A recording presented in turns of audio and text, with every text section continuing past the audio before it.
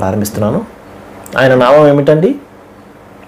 అరబీలో అల్లాహ్, తెలుగులో దేవుడు, దైవము, సర్వేశ్వరుడు, సంస్కృతంలో పరమేశ్వరుడు అని పరంలో ఉన్నటువంటి ఈశ్వరుడు. ఈశ్వరుడు అంటే దైవము, శక్తి గలవాడు, జ్ఞాని అని చెప్పేసి అర్థం అనమాట. ఏమండి, హిబ్రూ భాషలో యెహోవా, ఇంగ్లీష్లో గాడ్, ఏదైనా పేరు సర్వేశ్వరుడు, ఆ పరమశక్తి ఏదైతే ఉందో, అక్షర పరబ్రహ్మ, పరంలో ఉన్నటువంటి క్షరము కానటువంటి నశించినటువంటి బ్రహ్మ అంటే సృష్టికర్త. చాలా పేర్లు ఉన్నాయి.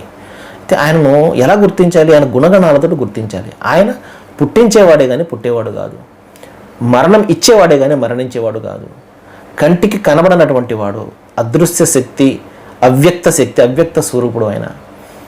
ఏమండి, ఇంకా భవబంధాలకు, మానవ బలహీనతలకు అతీతంగా ఉండేవాడు, మనిషి కాడు, ఆయనతో సమానము కానీ సాటి కానీ ఎవరు కూడా లేరు. ఇవి ఆయన గుణగణాలను బట్టి ఆయన మనం గుర్తించాలి తప్పించి పేరును బట్టి కాదు. ఏమండి, సరే, దైవ ప్రవక్త ఏం చెప్పారు అంటే, ఒక సందర్భంలో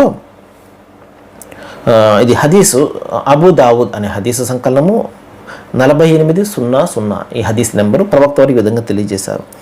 తాను సత్యం మీద ఉన్నప్పటికీ కూడా ఇతరులు ఎవరైతే వాదనకు దిగడో, దైవం స్వర్గంలో అతనికి స్వర్గంలో ఇంటి బాధ్యత నాది అంటే స్వర్గం దైవం ప్రసాదిస్తాడు అని చెప్పేసి ఒక శుభవార్త ప్రవక్త ముహమ్మద్ సల్లల్లాహు అలైహి వసల్లం వారు ఇచ్చారు.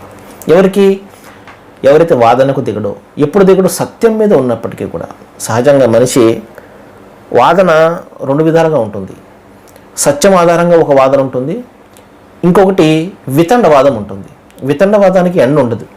ఏమండి, ఏం మాట్లాడతాడో, ఎప్పుడు మాట్లాడతాడో, ఎందుకు మాట్లాడతాడో ఏంటో తెలియదు. ఎప్పుడైతే అతని వద్ద మెటీరియల్ ఉండదో, మ్యాటర్ ఉండదో, అరుపులు, కేకలు, లేకపోతే దుర్భాషలు వస్తాయి. మ్యాటర్ ఉంటుంది, సబ్జెక్ట్ ఉన్నటువంటి వ్యక్తులు చాలా చక్కగా డిస్కషన్ చేసుకుంటూ ఉంటారు. ఏమండి, ఎక్స్చేంజ్ ఆఫ్ వ్యూస్ జరగాలి. మనం ఒక చోట కూర్చుని మన భావాలను వ్యక్తీకరించే ఒక వాతావరణం, చక్కని వాతావరణం ఉన్నప్పుడు నాకు తెలిసినటువంటి విషయాలు మీకు తెలిసినటువంటి విషయాలు నాకు ఈ విధంగా ఎక్స్చేంజ్ అవుతుంది. అటు నుంచి ఇటు షేర్ అవుతుంది.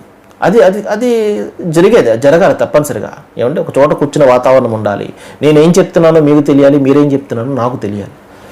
కానీ ఎప్పుడైతే ఇటువంటి వాతావరణం ఉండదో ఏమవుతుంది? దుర్భాషలు ఉంటాయి, ఇతను కించపరచడం, అతను కించపరచడము, డిబేట్లు, ఇవన్నీ కూడా జరుగుతాయి. అటువంటి వాటికి దూరంగా ఉండాలి. ప్రవక్త వారు ఏమన్నారు అంటే, తాను సత్యం మీద ఉన్నప్పటికీ కూడా ఎదుటి వ్యక్తి వితండవాదానికి దిగినప్పుడు అతను వాదనకు దిగకుండా వెళ్ళిపోతే స్వర్గంలో అతనికి ఒక ఇంటికి సంబంధించి నేను శుభవార్తనిస్తున్నానని చెప్పేసి ప్రవక్త వారు తెలియజేయడం జరిగింది. కాబట్టి డిస్కషన్ జరగాలి, చక్కటి వాతావరణం జరగాలి. అనవసరమైనటువంటి డిస్కషన్స్కి మనం దూరంగా ఉండాలి. సర్వే జన సుఖినో భవంతు.